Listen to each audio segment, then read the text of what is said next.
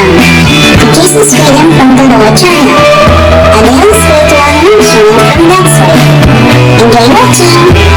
John 10:10. Jesus says, I came so that everyone would have life and have it in its fullest. Kung kilala lang ng mga tao ang Panginoong Jesus, kung batid lang nila ang tunay niyang katuruan, walang iiwas, walang matatakot lumapit, at walang tatanggi. Ang kanyang kagustuhan para sa lahat magkaroon ng buhay na punong-puno, nag-uumapaw sa kahulugan at sa kasiyahan. A full life is what Jesus wants His people to have and to enjoy. Dear Lord, we thank you that you want us to have a full life. Now enlighten us, teach us, enable us to understand, to grasp the meaning of this very noble intention of yours for us. Be our preacher, our teacher, our leader. Turuan niyo po kami bigyan ng kaliwanagan. Dalangin namin ang lahat ng ito sa ngalan ng iyong anak na si Jesus. John 10:1-2. Very truly, I tell you, Pharisees, anyone who does not enter the sheep pen by the gate, but climbs in by some other way, is a thief and a robber. The one who enters by the gate is the shepherd of the sheep. Ipinapakilala ng Panginoon dito ang dalawang uri ng tagapag-alaga ng tupa, yung fake at yung totoo. At yung fake daw, umaakyat lang sa bakod, sa likod dumaraan, ang totoo, sa harapan ng bakod dumaraan. Care for sheep here is symbolized by the sheep pen. And it's important to understand the concept of the sheep pen during the times of Jesus. Nung panahon po ng Panginoon at nung mga panahon before and even after, ang mga tupa ay inaalagaan, dinadala sila sa mga wilderness para kumain ng damo doon, para uminom ng tubig. Pero sa gabi, nasa panganib ng mga tupang ito. The sheep are in danger at night because wild animals would want to attack them, so there are sheep pens in the wilderness para mga hotel na mga hayop. Ito ay nababakuran, pagkatapos may isa lamang na pasukan at isinasara yon. Sa gitna ay may malaking apoy, malaking siga para lumayo at huwag lumapit ang mga mababangis na hayop. At doon nagkakaroon ng dayaan. Kung minsan merong mga fake na mga tagapag-alaga, pagka natutulog na yung mga ibang tunay na nag-aalaga, dinadala nila yung mga tupa palabas, ninanakaw nila para makain ang mga mababangis na hayop o kaya maibenta nila sa palengke, makatay, mapasama. This was the sheep pen that Jesus was talking about. An enclosure in the wilderness with one gate manned by a gatekeeper. Now there are many thieves and robbers.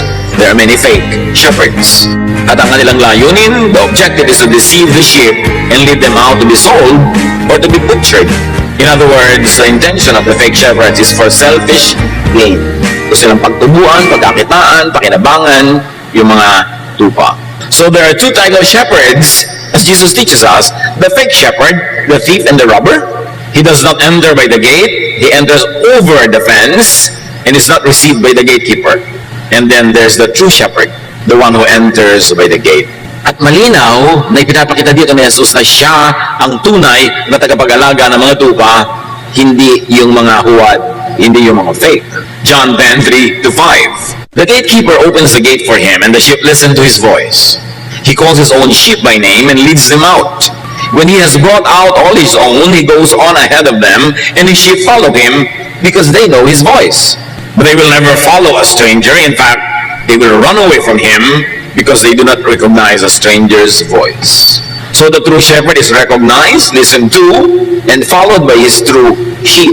The true sheep know and recognize, and they follow the true shepherd. The true sheep also knows a stranger's voice, and they run away from and do not follow false shepherds. So kung merong totoong tagapag-alaga ng tupa, meron din mga totoong tupa siya. At yung totoong tupang kanya, kilala ang boses niya at hindi susunod sa iba. Hindi lamang may tupa na nadadaya, merong tupang tunay na anak at alaga ng tunay na tagapag-alaga at sila hindi susunod sa iba. Immediately we recognize that there are really true believers in Jesus. And the true believers in Jesus will not be deceived by the voice of false shepherds. They will have the discernment, the spirituality, the intellect, the understanding to recognize false teaching and false shepherds. Meron silang niloloob, meron silang iniisip na hindi kayang dayain ng mga magagaling magsalita, ng mga magagaling magturo dahil sa loob-loob lang nila nadadama nila kung ano ang dapat nilang sundan at ang hindi. So the true sheep follow the true shepherd. And the true shepherd and the true sheep can be known. Kaya magtataka ka, bakit naman sobrang ang linaw-linaw naman, dadaya na yung isang katuruan, may sumusunod pa. Hindi sila yung true sheep. Nakikinig sila sa mga kabalbalan ng mga false shepherds. John 10:6, Jesus used this figure of speech, but the Pharisees did not understand what he was telling them. Tulad ng madalas gawin ni Jesus, siya ay nagsalita sa talinghaga, kausap niya yung mga pariseo, yung mga religious leaders, pero gaya ng dati, hindi naman siya talaga naintindihan, hindi siya inintindi ng mga kausap niya. So the language and the story was symbolic, but it was not understood, it was not appreciated. John 10:7-9, therefore Jesus said again, very truly I tell you, I am the gate for the sheep. All who have come before me are thieves and robbers, but the sheep have not listened to them. I am the gate. Whoever enters through me will be saved. They will come in and go out and find pasture. Dahil hindi siya naintindihan sa una, inulit ni Jesus ang katuruan at mas nilinaw. Sabi niya, ang totoo, hindi naman mga gate ng mga alagaan at bahay ng hayop ang pinag-uusapan. Ako ang pinag-uusapan. Ako ang tunay na pintuan. Sa akin dadaan para magkaroon ng tunay na buhay. Buhay sa kabilang ibayo at buhay dito sa mundong ito. Ako ang dinadaanan para makalabas kayo sa pagkakakulong sa oras sa tama na at kayo makakuha ng mga damo, makain ito, mga inumin, mainom ito. Kayo ang dadaan sa akin, labas-masok kayo. Pupunta kayo sa labas para kumain, para uminom, papasok kayo sa loob para ma-protect sa mga mababangis na hayop na gusto kayong wasakin. Ako ang pintuan na yun. Lahat ng nauna sa akin ay mga magnanakaw. Sinabi ni Jesus, all who have come before me are thieves and robbers. So this is in direct reference to all the teachers and prophets and everybody who misled the people of God, who misled Israel, who misled the people of the world. Sinasabi ni Jesus, ang lahat ng nauna sa aking nangaral, nagturo, hindi sila totoo. Hindi nila kayo binigyan ng kaligtasan, hindi nila kayo binigyan ng kalayaan, hindi nila kayo binigyan ng kasiyahan. Fake sila. Laking statement ang ginawa na ni Jesus, ha? Dahil sa kanyang panahon, napakarami kinikilala ng mga tao noon na mga tunay, ng mga alagad ng Diyos. Pero sabi niya, lahat ng mga nauna sa akin na yan. Dinaya lang ang tao. Pinagsamantalahan. Ako, sabi niya, ang pintuan, ang lahat ng dadaan sa akin, palabas man o papasok, yun ang maliligtas. Maliligtas saan? Sa kapahamakan sa kabilang buhay at sa kapahamakan sa buhay na ito ngayon. Kasi sabi niya, they will come in, go out, and they will find pasture. So hindi lang one-time kaligtasan sa kabilang buhay ang pinag-uusapan kasi sabi niya, they will come in and go out. Ibig sabihin sa buhay na ito, pasok kayo, labas kayo, ako ang pinto.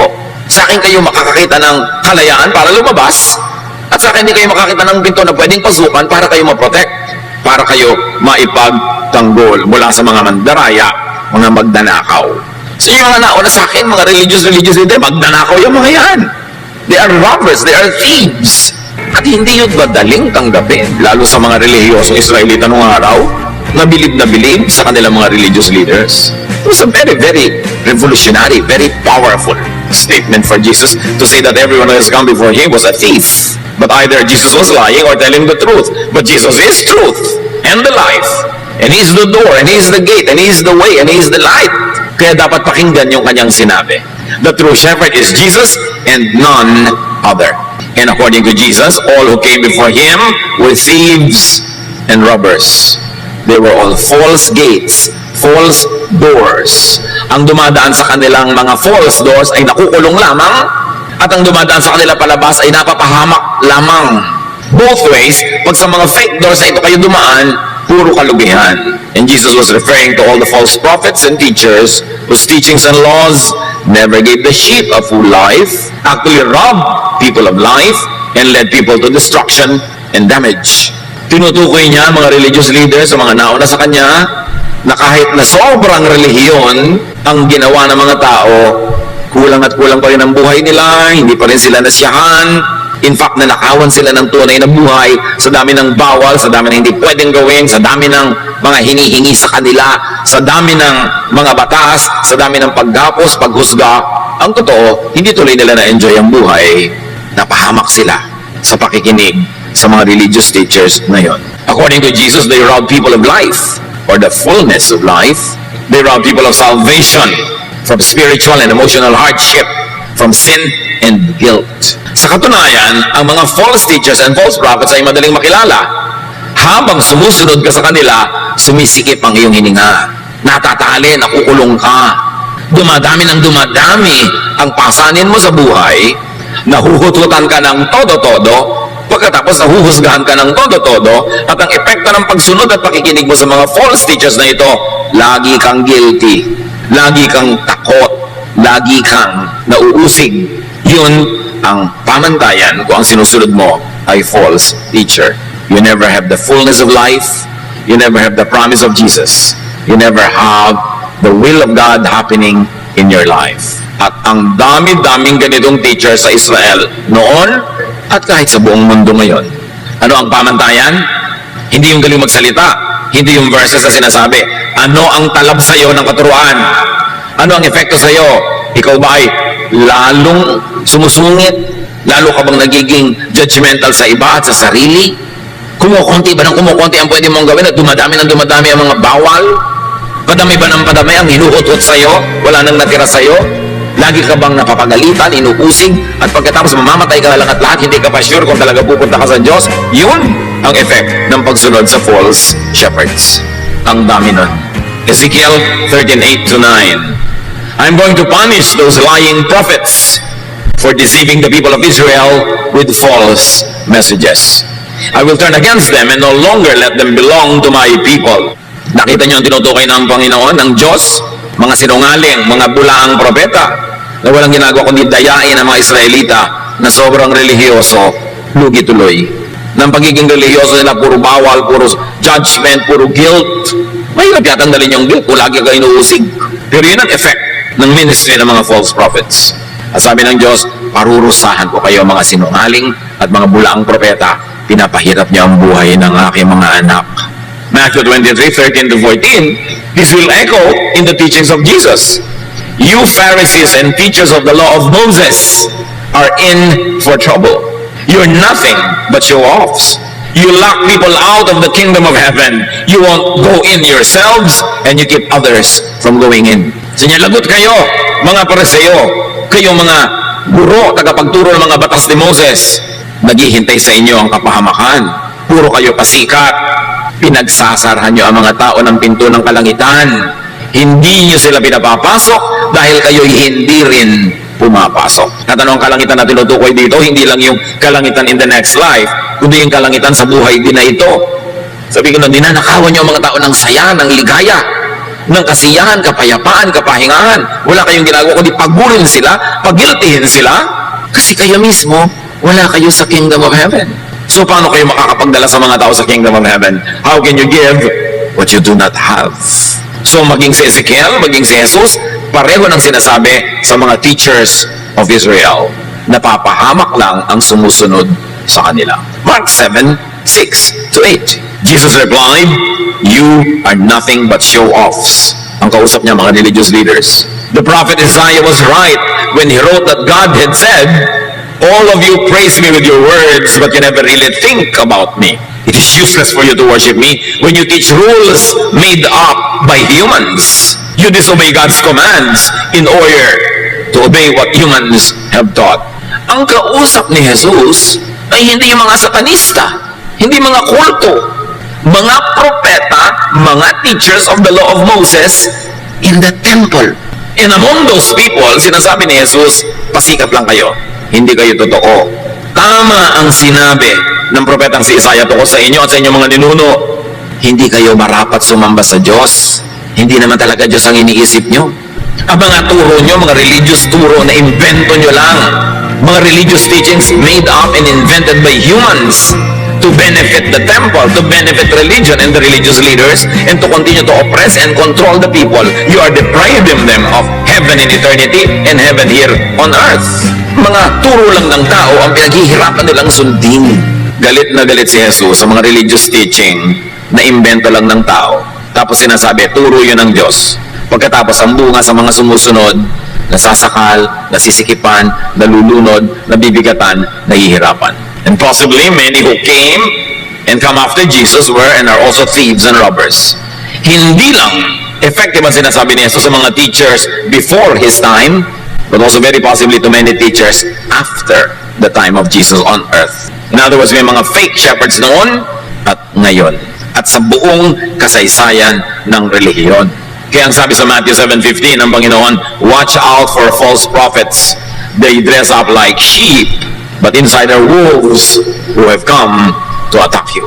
Mag-ingat kayo sa mga bulaang mga guro na nagbabait-baitan, nagbubuti-butihan, pero ang totoo ay sila yung mga mababangis na hayop na naghihintay lang ng pagkakataon para kayo salakayin at sirain. Hindi lang yun noon, hanggang ngayon. In John 10:10, Jesus says, the thief comes only to steal and kill and destroy. I have come that they may have life and have it to the full. So the effect of the false prophet in believers is that they are stolen from, they are killed and destroyed. Ang buhay nila nawawala ng kulay, ng saya, ng sigla. Pero sabi ni Jesus, alam nyo ang epekto sa inyo kung ako ang tunay nyo sinusunod? Buong-buo ang buhay nyo. Full color. 3D, 4D pa. Masaya, payapa, tahimik. Yan ang talab ng turo ko, ang tunay na prophet, ang tunay na shepherd, sa mga tunay kong sheep na makikinig. So the fake shepherd is a thief who steals, kills, and destroys life with false and oppressive religiosity.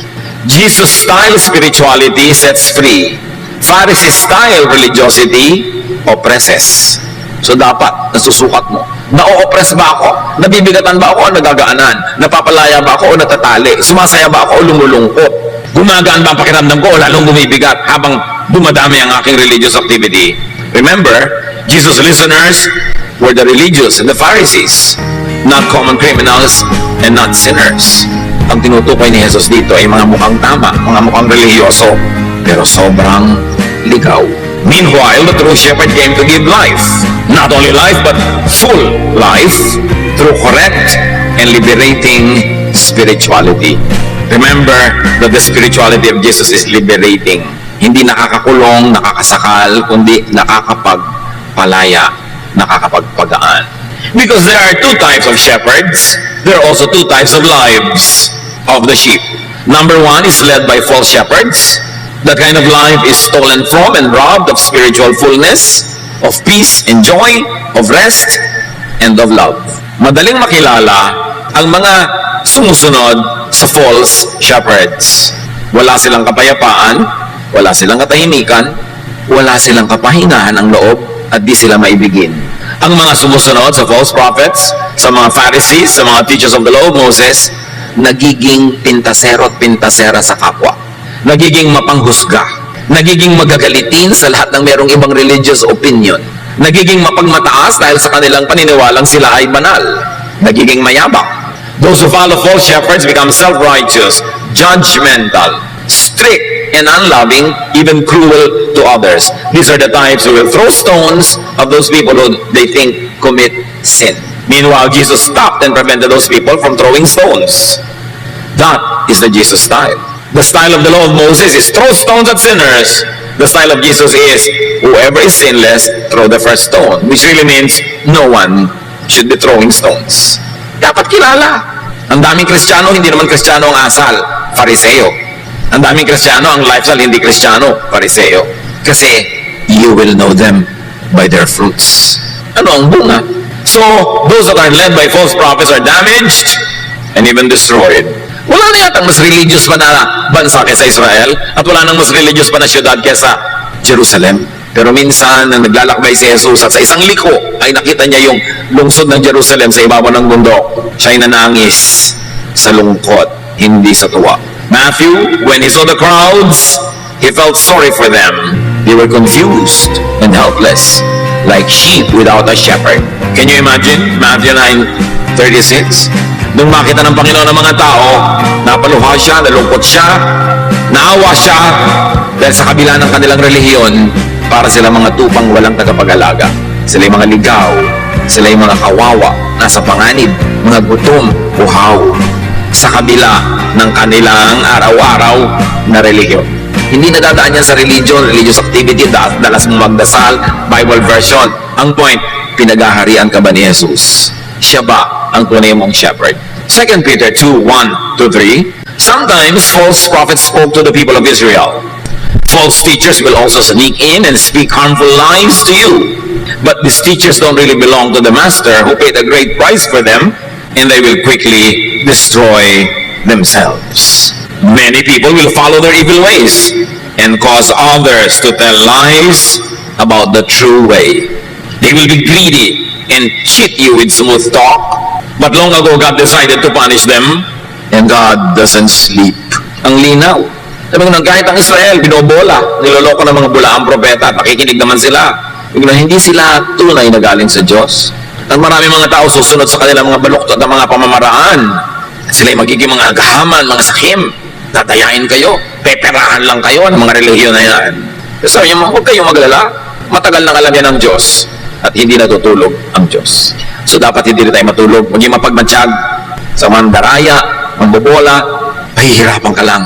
Matthew 23:15, you Pharisees and teachers of the law are in for trouble. You're nothing but show-offs. You travel over land and sea to win one follower. And when you have done so, you make that person twice as fit for hell as you are. Yan, lagot kayo ha? Kayo mga fake na mga teacher, mission pa kayo. Patawid-tawid kayo ng mga kabundukan, ng mga dagat, para magkaroon kayo ng convert. Pero oras na dapuan ninyo, maturuan ninyo at sumunod sa inyo, ginagawa niyong doble ang sama kaysa dati. Nadodoble ang kanilang disqualification from heaven and qualification for hell. Kasi ang turo nyo ay lason. At yan ay ginagawa sa ngalan ng Diyos, ha? At kahit ngayon sa ngalan ni Jesus, dadapuan ka ng missionary, dadapuan ka ng teacher, dadapuan ka ng kung sino-sino. Tapos ang ending, magiging katulad ka nila. Judgmental, self-righteous, self-promoting, haters of other believers, divisive and divided, separatist, humihiwalay ka sa mga ibang anak ng Diyos, ikaw lang ang tama, ikaw lang ang totoo. So, ganun, maraming yan. Dati, nung hindi ka pa sumusunod sa reliyon, hindi ka pa religyoso, friendly ka sa mga kamag-anak mo, friendly ka sa iba, ngayon nagkaroon ka ng religion, hiwalay ka na ng hiwalay, judge mo na sila, di ayaw mong makisama sa kanilang mga gawain. Nakakabuti ba yan sa'yo o nakukulong ka? May mga pagsunod na nagiging pahirap, pabigat, nakakasakal. Hindi ito ang galing kay Jesus. Tandaan nyo, ang mga kausap ni Jesus, religious leaders, hindi mga kulto, hindi mga satanista, yung mga religyoso, middle of the road, standard, religious people that people think are the true ones. But you will know them by their fruit. So there are two types of lives, and one is led by Jesus. Saved from damage and destruction, saved from imprisonment and oppression, freed to come in and out, to find pasture, satisfaction, fullness. Yun ang mga anak ng Diyos sa pamamagitan ni Jesus. May laya na hanapin kung ano ang nagbibigay ng kasiyahan, pasture, waters to drink, and they are free to come in and out. Hindi sila controlled. Saved and freed from false shepherds, from religiosity and spirituality that binds and imprisons. Saved from religiosity that robs people of life, of the enjoyment of life, of peace, of rest. Saved from religiosity that burdens people with impossible laws. Kaya ang lagi sinasabi ni Jesus, teachers of the laws of Moses. And not only the 10 Commandments, but 613 other misbots, invented human teachings that regulate every aspect of daily life. That it is impossible to obey all of them every day, so that at the end of every day, you feel guilty for being a lawbreaker. Laws that should not have been there in the first place. Ang dami-daming religious laws na hindi naman talaga galing sa Diyos, pero ipinasa ng mga taong yun na sabi ng Diyos. Kung talagang sabi ng Diyos, dapat nagpapalaya, nagpapaginhawa, hindi nananakal at nagpapahirap. Be discerning. Ang tinutukoy ni Jesus dito, hindi mga obviously satanic teachings, but what seem to be godly teachings, whose ending, whose result is that people get oppressed, burdens with impossible laws, unbearable condemnation and judgment, religiosity that promotes burning guilt, spiritual destruction, which is really hell on earth. Kaya kawawa yung mga ibang napapasama sa mga ganung uri ng religiosity, hirap na hirap araw-araw, guilty, nawawalan ng kapayapaan, laging natatakot, takot na takot sa end times, takot na takot sa second coming, puro panakot. Dapat kang matuwa. Kung will of God ang end times, kung will of God ang second coming, dapat kang matuwa. Ano, nakakatakot dun. Pero tinatakot ka ng mga false prophets, kasi pag takot ka, madali ka makontrol. Galatians 3:10, anyone who tries to please God by obeying the law is under a curse. The scriptures say, everyone who doesn't obey everything in the law is under a curse. Galatians na ang nagsasabi, sino man daw na magsisikap na bigyan ng kasiyahan ng Diyos sa pamamagitan ng pagsunod sa mga batas ni Moses, ay daig nyo pang isinumpa. Bakit? Hindi nyo naman masusunod lahat. Lagi kayong kulang, lagi kayong guilty. Kung ang pagsunod niyan, ang gagawin yung daan patungo sa Diyos, mabibigo kayo para na kayong isinumpa. Truth is, Jesus freed people from Judaism. Yun ang mission ni Jesus. Iniligtas niya ang mga tao sa mga batas ni Moses. Iniligtas niya ang mga tao sa mga batas na imposibleng masunod. Mga batas na lagi nagpapagilty, nagpapahirap ng buhay. At inulit ang Galatians. Sabi ko na hindi kasiyahan ng Diyos na sumunod kayo to the letter sa lahat ng mga religious regulation. Kasi hindi niya naman masusunod. Ang ending, lagi kayong kulang. Hindi kayo matatahimik. James 2:10, if you obey every law except one, you are still guilty of breaking them all. You see, pag sa law ka nakasandal, sa legalism ka nakasandal, sa traditions and teachings of Israel ka nakasandal, sundin mo lahat yan. Kasi isa lang ang di mo sumunod, katumbas ng di mo sinunod lahat. Eh di lagi ka talagang guilty. At yun ay nahalata na ng langit, ipinadala si Jesus para ituwid ang maluktot na katuroan na puro law. Kasi walang maliligtas sa pamamagitan ng batas. Walang matatahimik, walang mapapayapa. Malino ba yung sinasabi ni Jesus? Hindi na kayo under the law. You have been set free from the law by the love of God. Inibig na lang kayo na walang patakaran kasi kung dadaanin sa law, walang papasa. And yet, marami sa atin laging guilty pa rin. Acts 15:10, nung may mga bagong Christian, pinipilit ng mga Jewish na naging Christian na maging Hudyo din yung mga bagong Christian na hindi naman Hudyo dati. In other words, o Gentile ka, hindi ka Hudyo, pero naging Christian ka, magpaka-Hudyo ka muna. Mga lalaki, kailangan na namang magpatuli kahit matanda na. Mga babae, sundin nyo lahat ng mga ceremonial law bago kayo maging Christian. At sabi ng Acts 15:10, now why are you trying to make God angry by placing a heavy burden on these followers? This burden was too heavy for us or our ancestors. Ang linaw, sabi ng guro, bakit nyo ginagalit ang Diyos? Na yung mga hindi Hudyong tulad natin, gagawin nyo pang Hudyo ngayon. Hudyo tayo, naging Christian. Bakit yung hindi naging Hudyo na naging Christian, gagawin nyo pa uling Hudyo? Sabi ng ganon, ang hirap maging Hudyo. Ang bigat. Hindi nasunod ng mga ninuno natin. Hindi rin natin nasunod. Tapos yung hindi na nga Hudyo, gagawin mo pang Hudyo? Hindi, gagaya mo sila sa atin ng mga bigo.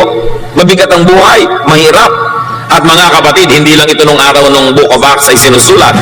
Ngayon din, maraming mga hindi na nga Hudyo, nag-Hudyo-Hudyuhan pa. Sumasali pa sa pagiging Hudyo, kinokopya ang mga damit ng Hudyo, mga patilya ng Hudyo, mga festival ng mga Hudyo. Eh sinabi na nga dito, tayo hindi natin nasunod dyan. Bakit idadamay pa natin yung hindi Hudyo? Ang linaw na nito, pero hanggang ngayon, ang nandudumilat ang katotohanan ito, ang dami pa rin gustong mag-Hudyo-Hudyuhan. Tatawagan kayo sa telepono, akyatin kayo sa bahay nyo, re-recruiting kayo para maging Hudyo-Hudyuhan kayo tulad nila. Ang linaw na nga ng Acts 15:10, gumawa kayo ng malaking plakad, ipakita nyo sa kanila. Sinabi na nga sa Bible yan, yung hindi Hudyo, mag-Hudyo-Hudyuhan. Kayo na naman, ganito, sasali na naman kayo. Wala ba kayo mautak? Pero di ba meron ng true shepherd, may true sheep, at meron talagang false sheep that will never follow the true shepherd. They will only follow the false shepherd. Kaya nagkakakilakilanlan kung sino ang sinusundan. Si Jesus dapat. Sinabi niya, kayong mga Pharisees kayo, may araw din kayo. Napapahamak ang mga sumusunod sa inyo. Dumadami ang mga patakaran, dumadami ang mga batas na hindi naman nasusunod, dumadami ang pagkukunwari, ang pagbabalat kayo, dumadami ang guilt. Jesus, the true shepherd, saved and saved sheep and people by taking the punishment for sin upon himself. Salvation is free, but it is not cheap. Jesus paid for all the sins of the world, and therefore there is no more necessity for anyone to go through God through the law. Jesus satisfied all the requirements of the law in behalf of those who will believe in him. Therefore, if you believe in Jesus, it's better than having obeyed all the laws. All the laws that become stepping stones to heaven become irrelevant to people who believe in the true shepherd. Because Jesus fulfilled all the requirements of the law in behalf of all those who cannot fulfill it anyway. Kaya may tagapagligtas. Siya ang sumunod, siya ang umako sa ating mga pagkukulang. Kaya pag naniniwala ka kay Jesus, lahat ng accomplishment niya na perfect life, perfect obedience, nagiging sa atin at hindi na tayo kailangang sumali pa sa pagpapakahirap sa pagiging Hudyo. 1 Peter 2:24, Christ carried the burdens of our sins. He was nailed to the cross so that we would stop sinning and start living right. By His cuts and bruises, you are healed. So sa perfect obedience of Jesus to God, tayo ay iniligtasan niya sa hirap ng pagsunod sa mga regulasyones. Jesus saves people by eliminating sin. One is by paying for it and by eliminating the law that makes everyone guilty or feel guilty. Dalawa ang ginawa ni Jesus para mawala ang kasalanan. Una, binayaran na niya ang lahat ng bayad para sa mga nagkasala. Pangalawa, inalis niya lahat ng law. At kung wala ng law, paano mo papabreak yun? Kung wala na yung law of Moses, paano mo papabreak? Therefore, hindi ka na magiging lawbreaker kasi inalis yung law. Dati may nakalagay, no parking. Pag nag-park ka, you become a lawbreaker. Nung inalis yung no parking sign, pinalitan ng batas, nag-park ka, nagpa-park ka pa rin tulad doon dati. Kaya lang nung araw nagkakasala ka, ngayon hindi na kasi pinalitan na yung law. Kailan may intindihan ng mga Kristiyano that we are not under the law? It doesn't mean that we will live wanton, careless lives. But we observe good manners, we observe ethics, we observe all that is admirable and needed in a civilization, but not to be saved, but because we are already saved. Not to win God's favor, but because we are already in God's favor. Gumagawa pa rin tayo ng mabuti, iniiwasan pa rin natin paggawa ng masama. Pero hindi para tayo tanggapin ng Diyos, kundi dahil natanggap na niya tayo, para naman maganda ang dating. At sa mga panahon na tayo nagkukulang, nadadapa, hindi ka magigilty na naman sobra, hindi ka maghampas ang sarili mo, magpapako ng sarili mo sa krus, kundi tatanggapin mo ang walang bayad na pagpapatawad, restoration ng Diyos through Jesus. That is salvation by grace. Pag naintindihan mo yon, mabubuhay ka in the highest possible ethical level that you can, but in all other areas where you fail, you depend on God's grace, you depend on God's kindness, and you extend that same grace and kindness to others who also fail. That's the only time when there will be peace on earth. Peace in your heart and peace among fellow humans. Yun ang mensahe ni Jesus. Galatians 5:1, Christ has set us free. This means we are really free. Now hold on to your freedom and don't ever become slaves of the law again. Don't be Jewish again. Do not imitate them again. Magiging under ka na naman ng kanilang calendar, ng kanilang festivals, ng kanilang mga rituals, mababaliwala si Jesus. Dapat dibdibin ng mga Kristiyano kung anong kahulugan nito. Jesus, the true shepherd, saved and saved sheep and people by replacing all the laws with just one. And that law is the law of love. John 13:34, in place of all the commands, I am giving you a new command. You must love each other just as I have loved you. That is the only command given by God to Jesus believers. Love others as you love yourself. And because you love others as you love yourself, you will stop being judgmental. You will not be separatist from other believers. You will be kind. You will not be a church bully, policing and watching everyone and judging everyone and punishing everyone who commits sin according to your standards. Sabi niya, hindi niyo ba naiintindihan na isang batasan ang talaga natitira? Kaya mga iba, huy sister, Christian ka na, bakit ganyan pa yung buhok mo? Hoy, isa lang ang law-loving, may law ba against my hair? Hoy sister, bakit may tattoo ka sa leeg? Bakit may law ba dyan? Hindi ba isa lang ang law against love? Bakit ka kumakain ng dinugan? Bakit ganyan ang suot mo? Bakit nagtatrabaho kapag Sabado?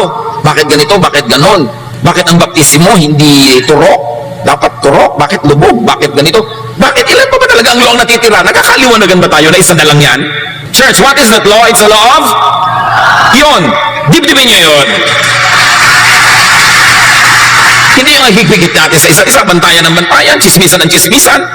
Loving ba na magchismis? Loving ba na bulat-latin mo yung buhay ng may buhay para hanapan mo siya ng kasalanan na mailalagay mo sa bulletin board? Yan yung ginawa ng mga tao doon sa babaeng who were caught committing sin in the privacy of her house. Kinaladkad sa plaza para batuhin.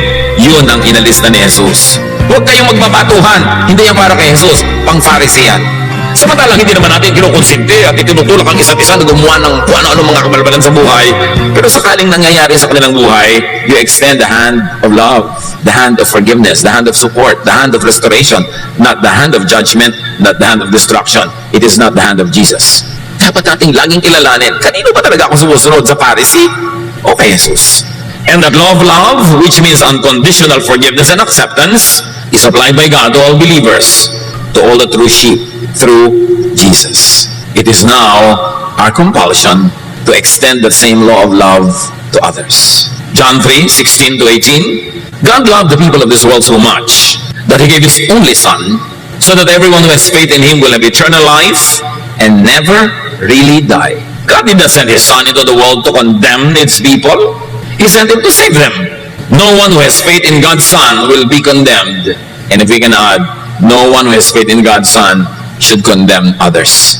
Do not burn the bridge over which you too must pass. And that is the bridge of love, the bridge of forgiveness, the bridge of unconditional acceptance of others. Do not let false shepherds rob you of life, of the fullness of life. Maraming false, kahit laging nagpe-praise the Lord. Matthew 7:21-23, Jesus speaks, "Not everyone who calls me their Lord will get into the kingdom of heaven. Only the ones who obey my Father in heaven will get in. On the day of judgment, many will call me their Lord. They will say, we preach in your name, and in your name we force out demons and work many miracles. But I will tell them, I have nothing to do with you. Get out of my sight, you evil people." Sa araw na ng paghuhukom, maraming magsasabi kay Jesus, "Uy, dapat mo kasama kami dyan sa kaligtasan na yan. Sa inyong pangalan kami nangaral, sa inyong pangalan nagpalayas kami ng mga demonyo, sa inyong pangalan nag-charity kami, nagbubuha kami ng mga kabanalan at kabaitan." Sabi ni Jesus, "Hindi ko kakilala, umalis-alis kayo sa harap ko." So hindi lahat ng sinasabi ang pangalan ni Jesus, gumagawa naman kung ano-ano sa pangalan ni Jesus, ay tunay nga. Paano malalaman? Ano ang bunga ng turo nila sa tinuturuan nila? Napapalaya ba o nagagapos? Gumagaan ba o bumibigat? Bumabait ba o sumusungit? Dun nagkakakilanlan. Sabi ni Jesus, "You will know them by their fruits." Know and avoid false shepherds. Avoid modern-day Pharisees and false prophets who continue to oppress, mislead, rob, and kill sheep in the name of Christ. Huwag padaya, linawan ang pagmamatsyag, maging malaya at magpalaya ng iba sa ngalan ni Jesus. Dear Lord, we thank you. Our Father, we thank you because Jesus, your Son, sets us free. Salamat at pinalaya mo na kami sa mga religious laws at isang law na lang natira, the law of love. Turuan niyo kami, Lord, na pairalin din sa aming buhay. Na huwag maging lisensya sa aming gumawa ng mali dahil hindi kami under the law. But because we are under your grace and under your love, lalo kaming mas maging mabait pa, mabuti, mas tama. At sa mga panahon kami nabibigo, nagkukulang, turuan niyo kami na pati mga sarili namin, ipatawarin din namin dahil pinapatawad niyo kami. At turuan niyo kami magpatawad din sa iba. Mga kapatid, pag walay bulayan sa mandali, ang kahulugan ng lahat ng ito, that we are not under the law, that Jesus wants a full life for us. Review your life kung full o kulang, at kung kulang, sino ang sinusunod niyo, bakit kulang? Dear Lord, as your people bow before you and ponder this, speak to each one of us.